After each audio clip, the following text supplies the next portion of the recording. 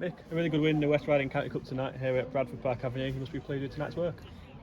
Yeah, to be fair, I thought we were sloppy for large parts of the game. But listen, tonight was about getting minutes into people, and we've done that. You know, we've got minutes into people that have been desperate for minutes and that have been sort of knocking on the door, waiting to play, and they've been patient and took their chance. And some of the young lads that come on tonight, again, young Morbs from Margate, he was absolutely excellent tonight. So tonight was it was a good exercise to, like you said, to get minutes into people.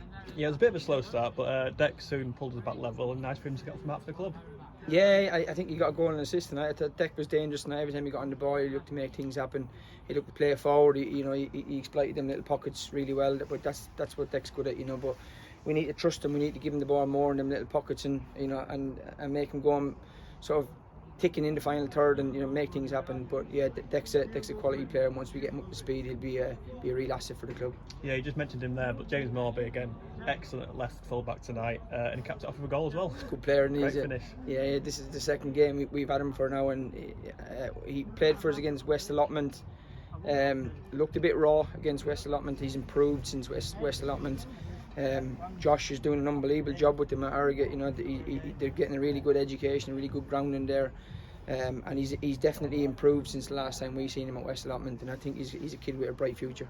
Despite taking a fierce volley to the face, minutes later, Mac went up the other end and crashed the header in off the post. Yeah, it was a good header, to be fair. It was just a little flick. He just needed to help it, and he just flicked it with the back of his head.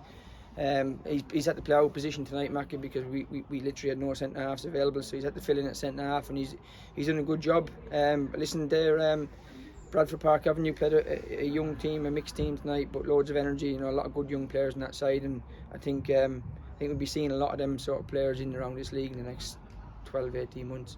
Yeah, and there was fireworks on and off the pitch tonight on the pad and the punt. Obviously T coming off the bench, and what a finish that was. Yeah, it was a good finish, but that's T. T just needs a bit of confidence. That'll hopefully give him a bit of confidence. He is a confidence player. We remember T last year. We brought him to the club last year because he tortured us 2 or 3 times last year. And if Tahid on good form, who's flying, is unstoppable. He's a really tricky winger, and he's got that finish in his locker as well. He probably could have scored another one. He's probably disappointed not to score 2.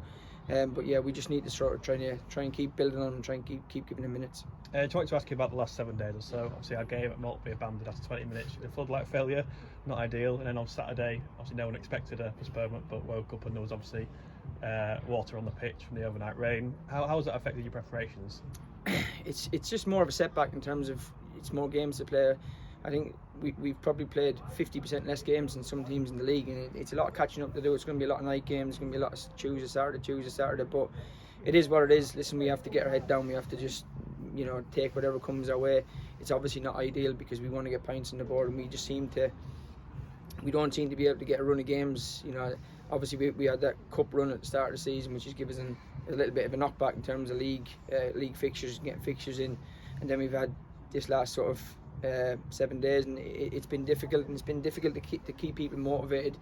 We got them in train Saturday. Luckily, Josh managed to get us in at Rossett on Saturday, so we got them in. We got 2 hours into them on Saturday, which just keeps them ticking over. But tonight was important just to, we rested a few tonight, and it was important to bring some of the young lads and some of the fringe players and get minutes into them because, they've all been working really hard and trained. They've been patient. They've waited their turn. So it was a really good exercise tonight in terms of getting minutes into people against a really good, energetic young Bradford Park Avenue side.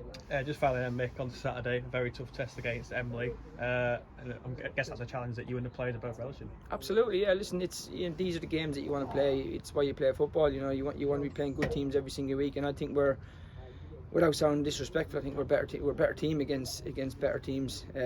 Because we seem to play with a bit more structure and a bit more belief and a bit more.